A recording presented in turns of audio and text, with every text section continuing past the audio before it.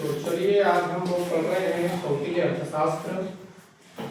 कौटिल्य अर्थशास्त्र में हमारा जो पाठ्यक्रम लगा हुआ है कौटिल्य अर्थशास्त्र एवं काव्यशास्त्र। तो अभी हमने हमारी प्रथम इकाई जो है वो क्या है, कौटिल्य अर्थशास्त्र का प्रथम अधिकरण। प्रथम अधिकरण में 10 अध्याय दिए हुए हैं। तो प्रथम अधिकरण का जो नाम है वो क्या है, विनयाधिकरण अधिकरण। और इस अधिकरण में हम विद्या के सब उपदेश प्रथम अध्याय में देखेंगे। उसके पहले हम आप लोगों के सामने आचार्य कौटिल्य का सामान्य परिचय देखेंगे। आचार्य कौटिल्य के दो नाम और भी हैं जो उनको अन्य नामों से जाना जाता है या उनको उनकी एक संज्ञा दी गई है। एक तो है चाणक्य और दूसरा है विष्णुगुप्त। चाणक्य इसलिए कहा जाता है, चाणक्य वंश के होने के कारण, वंशावली होने के कारण उन्हें क्या कहा जाता है, चाणक्य कहा जाता है।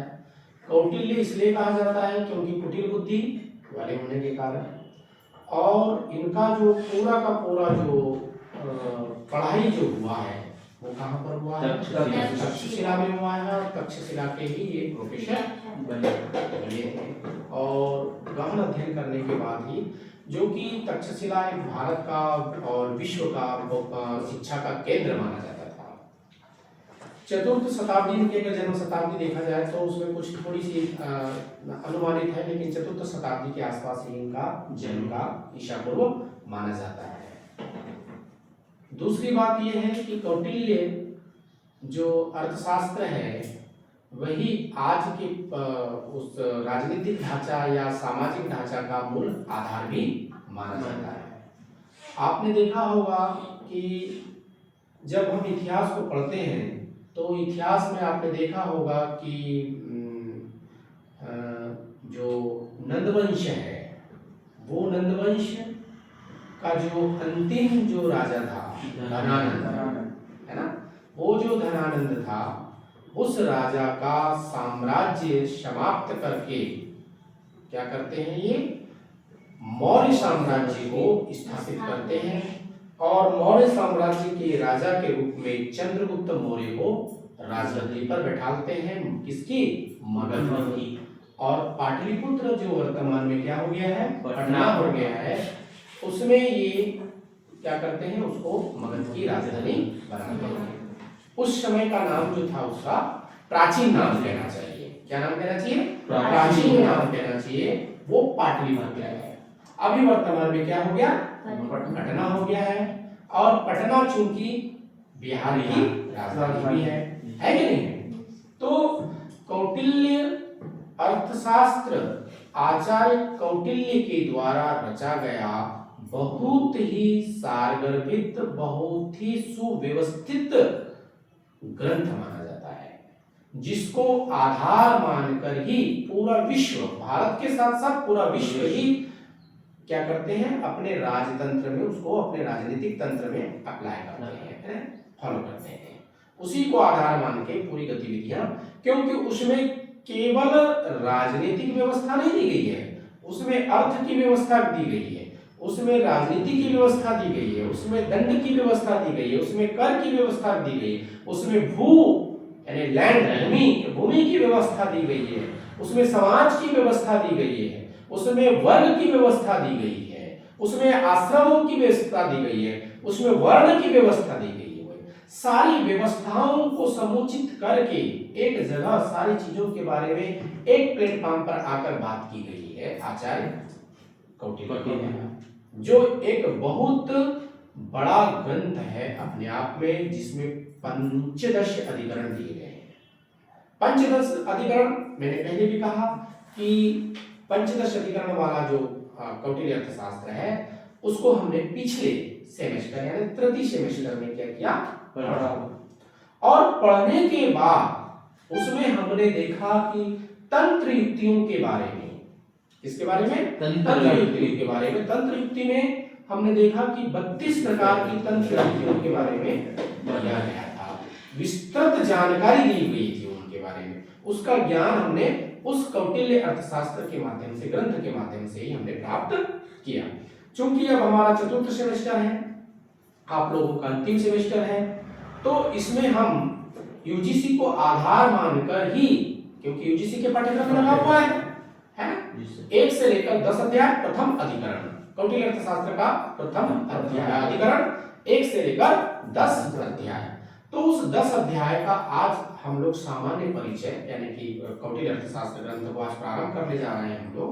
तो उस प्रथम जो अधिकरण है उसके प्रथम अध्याय, जिसमें विद्या समुद्देश्य, विद्या की क्या उद्देश्य होना चाहिए और कितने प्रकार की होनी चाहिए, उसके सामान्य परिचय के बारे में यहाँ आचार्य कौटिल्य ने बात रखा। तो बात रखी तो उसमें बताया गया, क्या बताया गया, उसमें ये बताया गया कि विद्या 4 प्रकार की होती है। कितने प्रकार की होती है? 4 प्रकार की होती है। तो वो कहते हैं कि विद्या समुद्देश्य, विद्या की क्या उद्देश्य होनी चाहिए, वह कितने प्रकार की होनी चाहिए। तो विनयाधिकरण के प्रथम अध्याय में बताते हैं अपने कौन, आचार्य कौटिल्य, कह रहे हैं कि आणविक्षिकी, त्रयी, वार्ता, दंडनीति।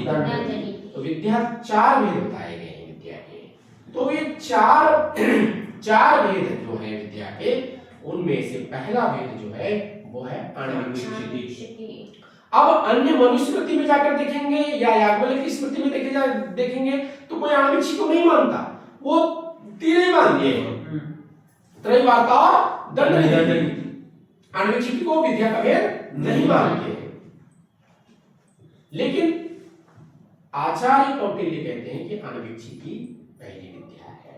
उन्होंने अपने अर्थशास्त्र में आणविक्षिकी को पहली विद्या के रूप में स्वीकार किया।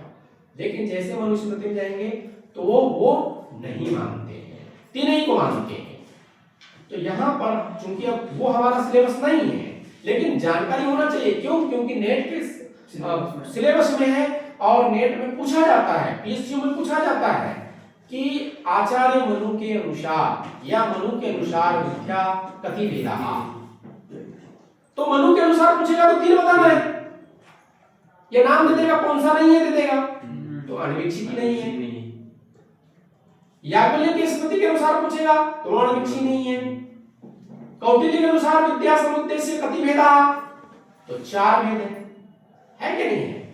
तो अलग अलग आचार्यों के अनुसार अलग अलग विद्या के भेद माने गए हैं। लेकिन चूंकि हमारे सिलेबस में आचार्य कौटिल्य अर्थशास्त्र के द्वारा अर्थशास्त्र ग्रंथ को हम पढ़ रहे हैं, तो उस अर्थशास्त्र में विद्या के प्रथम अध्याय में, विनयाधिकरण के पहले अधिकरण के प्रथम अध्याय में हम विद्या के 4 भेद यहाँ पर आचार्य कौटिल्य बताते हैं। तो पहला है आणविक्षिकी, दूसरा है, बताओ, दूसरा है त्रयी, तीसरा वार्ता, चौथा दंडनीति। ये 4 प्रकार की विद्या बताई गई है आचार्य कौटिल्य के अनुसार। कहां पर? उनके प्रसिद्ध ग्रंथ अर्थशास्त्र में। ठीक है, तो अब हम कल इसको कंटिन्यू करेंगे। और आणविक्षिकी विद्या क्या है, विद्या के समुद्देश्य, उसके उद्देश्य और उन 4 भेदों को हम विस्तार से क्या करेंगे, पढ़ेंगे। उन 4 विद्याओं के उद्देश्य, उनके भेद, उनके अंदर क्या क्या चीजें बताई गई है, उन सब चीजों को हम विस्तार से पढ़ेंगे। क्या? आणविक्षिकी, त्रयी, वार्ता, दंडनीति। तो आज की कक्षा को हम यही समाप्त करते हैं उसको, है ना। और कल फिर हम क्या करेंगे, पूरा